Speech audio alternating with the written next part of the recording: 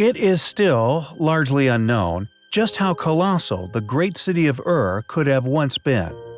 Ur, once the most important Sumerian city-state in ancient Mesopotamia around 3rd millennium BC, is where the remains of the great ziggurat lay, and just as with the ancient city, only the foundations of this once enormous pyramid still exist today. Just how big this pyramid once was is now left to the imagination, although one could calculate the structure's original possible size based on the ascent angle of many other ancient pyramidal structures from around the world. A range between 48 to 53 degrees would be a very safe benchmark to use, which would have made this once complete structure located on the Daikar province in South Iraq an awe-inspiring sight.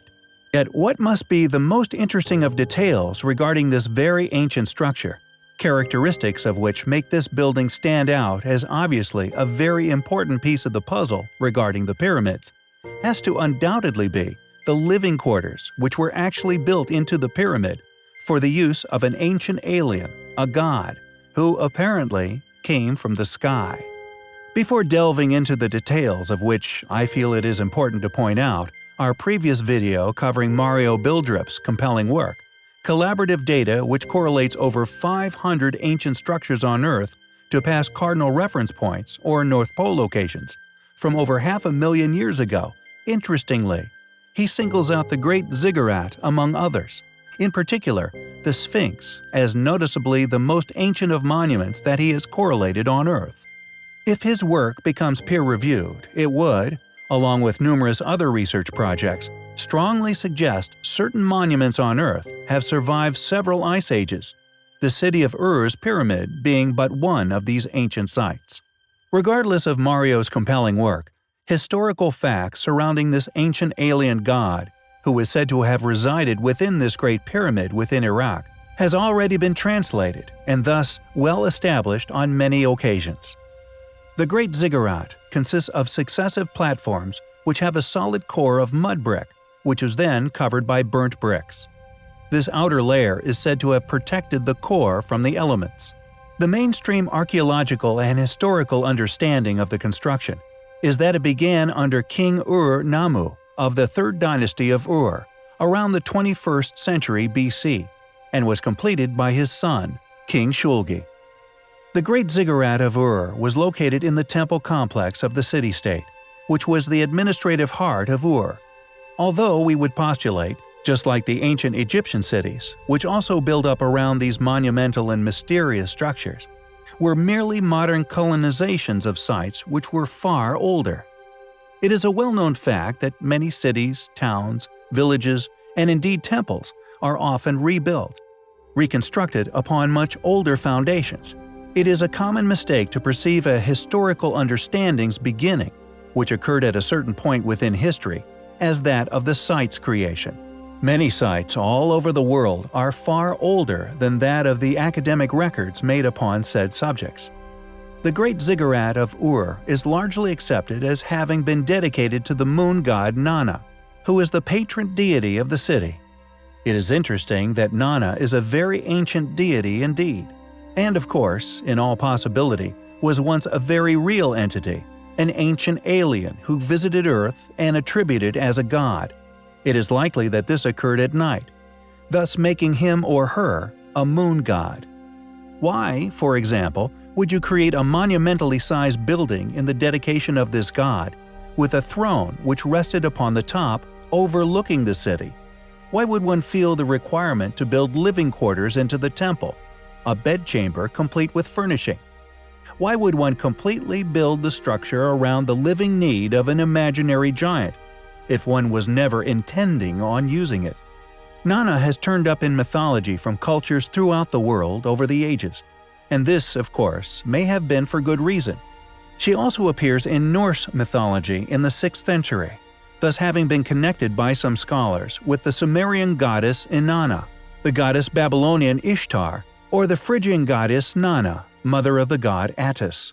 Scholar Rudolf Simek opines that identification with Inanna, Nanar, or Nana is hardly likely, due to the large distances in time and location between the figures.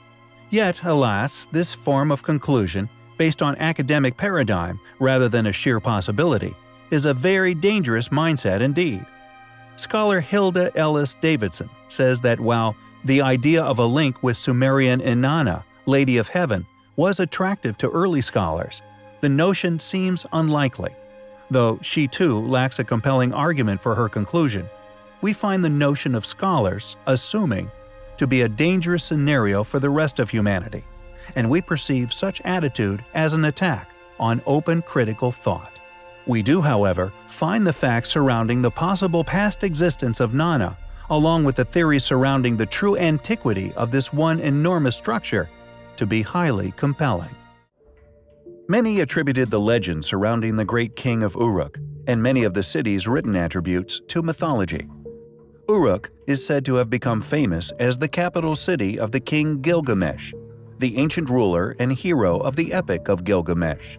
It is believed that Uruk was the biblical Erech from Genesis 10:10, the second city founded by Nimrod in Shinar.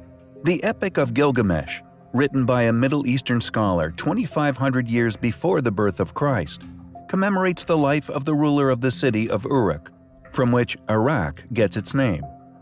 In 2003, just prior to the Iraq invasion which toppled Hussein, astonishing discoveries were being made in Iraq, culminating in one of the most extraordinary claims anywhere for centuries, a claim which American forces have been strongly accused of confiscating, subsequently becoming the prime suspect as the driving force behind a complete suppression of these astonishing discoveries within the country. In April of 2003, Jörg Fassbinder of the Bavarian Department of Historical Monuments in Munich told the BBC's World Services Science and Action program, quote, "I don't want to say definitively that it was the grave of King Gilgamesh, but it looks very similar to that described in the epic. We found just outside the city, an area in the middle of the former Euphrates River, the remains of such a building which could be interpreted as a burial," Mr. Fassbinder said. In the book, Gilgamesh is described as having been buried under the Euphrates. He said the amazing discovery of the ancient city under the Iraqi desert had been made possible by modern technology. The most surprising thing was that we found structures already described by Gilgamesh, Mr. Fassbinder stated. We covered more than 100 hectares. We found garden structures and field structures as described in the epic, and we found Babylonian houses. Here, predictably, is where the story goes silent. Due to conflict within the country, it was largely believed the excavations had been halted. However, it seems that the discovery of King Gilgamesh may not have been made in isolation. This footage was supposedly leaked to numerous places across the internet and has largely been put down as authentic footage of the find. Shortly after this was taken, reports state that American forces moved in and seized the find. Why do the powers that be see fit to suppress such discoveries? The very real tombs of characters long thought to have been mythical, Osiris being but one example among many which have undoubtedly been hidden from the public. Maybe some clues to why his tomb has been hidden lay within the epic and the immense powers Gilgamesh was said to have possessed. He was the fifth king of Uruk, and his power was so mighty, many believe that the stories surrounding him are just myths that were built around his seemingly superhuman strength and endurance. However, serious scholars concluded that the story of Gilgamesh was nothing more than a fairy tale due to the astonishing story.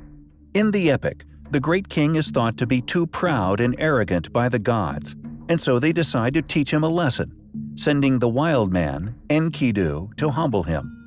Enkidu and Gilgamesh, after a fierce battle in which neither are bested, become friends and embark on adventures together. When Enkidu is struck with death, Gilgamesh falls into a deep grief and, recognizing his own mortality through the death of his friend, questions the meaning of life and the value of human accomplishment in the face of ultimate extinction. Casting away all his old vanity and pride, Gilgamesh sets out on a quest to find the meaning of life and, finally, some way of defeating death. In doing so, he becomes the first epic hero in world literature. The grief of Gilgamesh and the questions his friend's death evoke resonate with every human being who has wrestled with the meaning of life in the face of death. Is this leaked footage of the tomb of Gilgamesh? Regardless of its authenticity, why all the secrecy? Are we, as a species, not capable of being presented with things which test our core beliefs without erupting into chaos?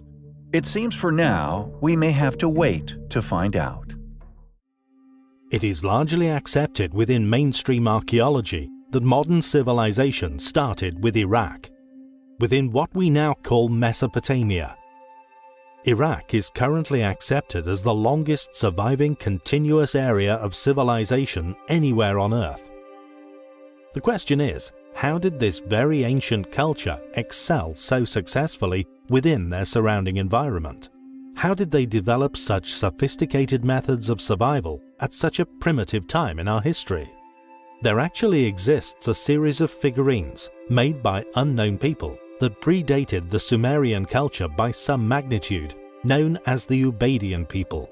Were these the source of Sumerian wisdom?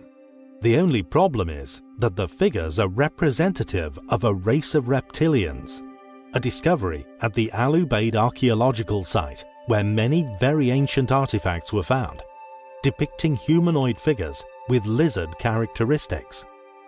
The origins of the Ubaidian people is unknown. Their entire existence is a huge mystery to mainstream history, and although this race of people may in all possibility be the pioneers for modern civilization, very little is known about them. They apparently lived in large village settlements within mud brick houses. They developed architecture, agriculture, and farmed the land using irrigation. Their domestic architecture involved large houses, open courtyards, paved streets, even food processing equipment. Some of these villages began to develop into towns. Temples began to appear, as well as monumental buildings, such as in Eridu, and Uruk, once the capitals of the Sumerian civilization. Many of the figurines exhibit different postures, and in most cases they appear to be wearing a curious helmet of some kind, and have some form of padding around the shoulders. Other figurines were found to be holding staffs or a scepter, possibly as a symbol of their status amongst the group. Each figurine was clearly intended to represent a unique individual. Some female figurines were even discovered holding babies, with the child also represented as a reptilian creature. Just who were the Ubaidian people? Were these figures intended to represent tribe members?